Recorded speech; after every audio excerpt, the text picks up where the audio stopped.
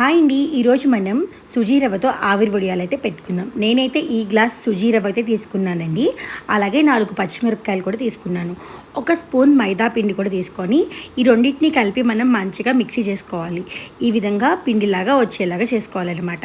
దాని తర్వాత మనము పచ్చిమిర్చిని కూడా కచ్చాబిచ్చాక దంచుకొని అదేవిధంగా కొంచెం నూపప్పు వేసుకుందాం. నూపప్పు వేసుకుంటే మనకి రుచి చాలా బాగుంటుంది, టేస్ట్ చాలా ఎన్హాన్స్ అవుతుంది, అందుకోసం అనమాట.